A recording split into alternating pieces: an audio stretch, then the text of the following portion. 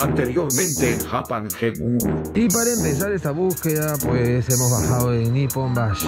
Los Transformers, algunos son de las primeras generaciones, es 80 y algo. Y acá vemos los Caballeros del Zodiaco. Si tú lo traes, te pagan los 2 millones. Aquí tenemos de Digimon Adventure 2. Por acá algunas figuras de Dragon Ball. Estamos en esta avenida y ahora nos vamos a ir al Super Potato. Debe ser uno de los más grandes, ¿ah? Porque el de Tokio, el de Akihabara, es más pequeñito que este, por lo que recuerdo. Ahí está. Ya estamos dentro, pero ya me da ganas de irme ya, porque estábamos viendo la Nintendo 64 de Pikachu, 49.000 yenes en caja. De ahí, la PS Engine Duo R, que ya, aunque no conozcan la consola bien, ya he revisado algunos precios, ese da 60.000, es decir, 3 veces más. Bueno, un poco menos, ¿no? Pero se ve mucho más barato. Lo que me sorprende es cómo ha llegado a costar el Dragon Quest 4, el de la DS, está 10.000, y el 6 está 9.000, ni comparado a lo de antes. Y sí que el local es más grande, pero en el de Akihabara tiene 3 pisos, eso es lo que había olvidado. El Battletoads, el Battletoads, uno 4.700 y el otro 5.400, depende del estado, ¿no?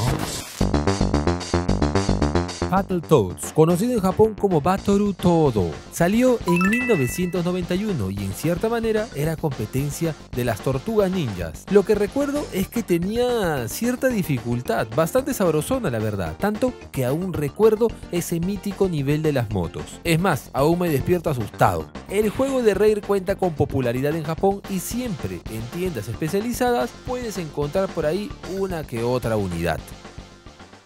Esto me está volviendo loco, es un círculo, es como una bola. Pero miren, pueden reproducir ahí los juegos. ¿Esto lo venden o es algo? Miren, así es. ¡Qué locura! Primera vez que lo veo. Y aquí vienen los pasadizos de escándalo. Miren cuántas Famicom, miren cuántas Super Nintendos. Pero los precios pues bien posicionados, ¿no? Bien fuertes. La Nintendo 64 sin caja, sin nada, 7.000 tanto. Y una Super Nintendo en caja, casi 10.000 yenes. Tengo la búsqueda de los retro con mi amigo Memo Hierbas, un saludo para Memín. Y él lo encontró en ese mismo estado, hasta mejor, por mucho menos. Así que sí, bueno, hay sus diferencias, ¿no? Eso sí, tienen cantidad, ¿no? Mientras que Memo encontró ese y ya no hay ni una más en esa tienda. Acá, si uno lo encuentra, el otro también, todavía quedan 3. Todo muy caro, lo que sí no podemos negar es el estado en el que está absolutamente todo, ¿no? Por ejemplo, este Goemon, las puntas, no, nada, una locura. Lo cuidan muy bien. Los japoneses tienen ese arte de cuidar las cosas. Un Mario 64, un Mario Kart 64 también. Miren eso. No sé si se logra apreciar con la GoPro, pero las puntas están, pero parece nuevo. Aquí con el primer Pokémon Stadium, este nunca salió de Japón. Acá ni siquiera venían los Pokémon completos, así que solamente existe esta versión. Y bueno, ya lo están valorando. Antes estaba 1.000 yenes, ahora está 4.200 y poco. Por acá los Modder, el Modder 3, 14.000. Tremendo juegazo. Y el Modder 1 más 2, 11.330, pero es la versión no me acuerdo cómo, creo que se llama el B-Selector. Así que no es con, digamos que la carátula original, ¿no? La Nintendo 64, sueltas, pero vienen con el cable, solo con el cable, 5.000 yenes, ahí está, Pero está barato. El Pokémon Stadium 2, que afuera vendría a ser, bueno, acá vendría a ser el 3, ¿no? Afuera el 2. Y acá algunas ediciones de Game Boy, está el de la aerolínea ANA. La Game Boy Color de ANA. Para los que no tienen ni idea, es una compañía aérea que sus inicios datan de 1952. ANA en cierta manera ha estado ligado a los juegos y a toda su cultura para incentivar las visitas en el país del sol naciente. Es más, hace 3 años crearon un especial enseñando la evolución en una iniciativa que llamaron eSchool Japan. Esta edición de Game Boy solo fue por sorteo, obviamente entre los consumidores de la línea aérea. ¿Alguna vez la habían visto o sabían de ella?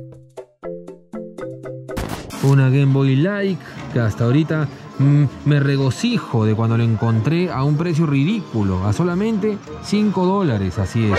Yo creo que si ponen Game Boy Like, ahí va a aparecer. La miniatura es besándolo. Y después en caja 17.000 yenes. ¿Cuánto están las Game Boy Color en sus países así en caja? ¿Está más que esto, muchachos? Ojo, 17.000 yenes, ¿ah? Y la caja, claro, está bien, está cuidada, pero tiene sus arañones y sus cositas, ¿no? Es un cartón, recordemos.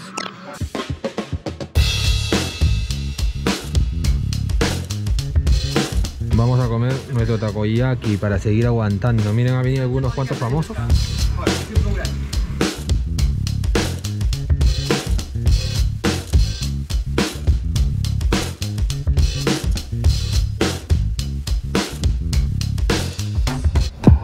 Y estamos aquí en una nueva tienda, hermanos. Esta vez estamos en un Inaka, es decir, una provincia, pero de Osaka. Es decir, dentro de Osaka también una provincia, algo bien alejado. Pues estamos por acá dando una vueltita. Y hay sus cositas, aunque hay que decir que los precios se han normalizado. Lo que me llama la atención es de que tienen 3 en muy buen estado.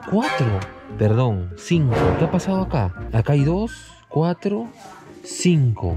SG-1000 de Sega. La SG-1000 fue la primera videoconsola de sobremesa desarrollada por Sega, lanzada en 1983. Ahora, la que tenemos enfrente es una versión actualizada de esta y fue lanzada en 1984. Posteriormente la siguieron actualizando hasta llegar a la Sega Mark III, que después de un rediseño fue la que conocimos como la Sega Master System. Eso sí, solamente la parte, el cuerpo, ¿no? No tiene los cables. Sí, los cables muchas veces puede ser complicado. Y aquí está el Computer TV Game. No sé si un coleccionista, un acaparador o lo que sea se ha deshecho de esto. Y aquí está la Sega Saturn, pero esta vez de Victor. Está bastante barato, parece que tiene unos cuantos problemas. Hay cosas curiosas. Super Nintendo, 2 ediciones doradas. No es que esté 100%, pero no está mal. Una PSX. Y acá hay otra. Por acá también la edición esta naranja de la GameCube, exclusiva de Japón. Esta tienda tiene su sorpresa, la verdad.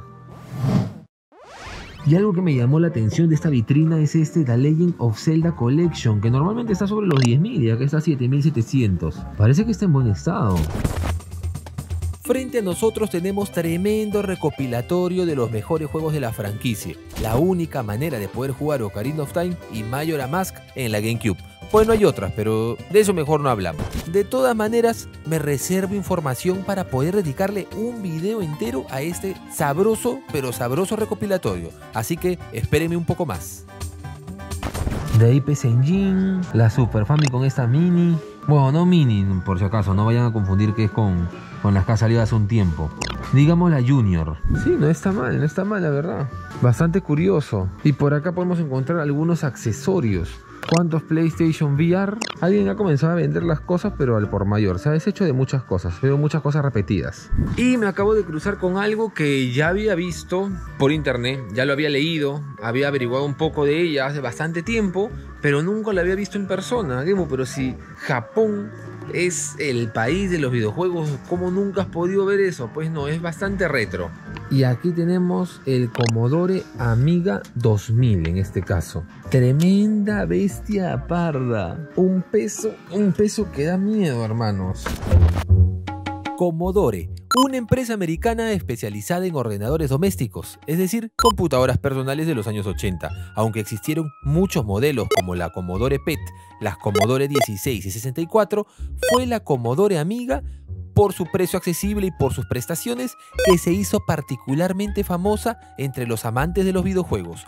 Yo lamentablemente no he podido jugar en una, solo pude probarla una vez hace muchos años en una exhibición. Así que los invito a que me dejen en los comentarios sus historias con esta belleza y qué tan importante fue en Europa o América Latina en el mundo de los videojuegos. Tremendo recuerdo de esta consola. ¿Qué le habrán dejado algunos? Yo lamentablemente no pude llegar a esa época. Y si bien pude emular algunos juegos, pues la experiencia no es igual. Me dejan en los comentarios si alguno de ustedes la conocía o la ha tenido. Y aquí al lado tenemos el Terebigemu de Nintendo, que ya he hablado de él en otras ocasiones. Hay de muchas cosas que he hablado, pero siempre está metido entre la búsqueda de lo retro, así que no tengan miedo en colocar el nombre del accesorio o consola que a ustedes les gustaría que hable y colocar Gemu, y de repente por ahí aparece porque ya ha salido en los videos. Y aquí un pequeño aviso, muchachos, por si acaso japangemu.com ya está activo, aún es una página de noticias donde tenemos a 2 personas rellenando de información, pero hay un apartado donde puedes colocar tu mail Y es una newsletter, es decir, te va a llegar las noticias a tu correo sin necesidad de que tengas que entrar a otros lugares. Y a su vez se te avisará cuando la tienda ya esté lista, que se está trabajando ahora sí. Lento pero seguro. Y sí o sí teníamos que revisar la parte de la zona Young, a ver qué encontramos. Y bueno, lo más interesante, la verdad, esta edición de la PlayStation 3 es de 60 GB, ya saben cuál es, los más conocedores, es la que es retrocompatible, puede leer juegos de PlayStation 3, obviamente, del 2 y del 1. Normalmente está costoso y este solamente está a 5.000 yenes, ¿pero por qué? Pues porque no funciona, ¿no? Apenas si prende. ¿Cuál será su problema? Pues gasta esos $40 y arriésgate a saber. Después timones, básicamente lo básico que hay. A muchos les llama la atención y a mí cuando llegué también es de que todavía se mantiene, miren este Walkman. Pero estos son de los cassettes pequeños, ¿no? Porque de por sí tiene el tamaño de un cassette normal. Yo creo que sí, yo sí recuerdo haber visto mini cassettes. Y si no me equivoco es un Ocarina, ¿no?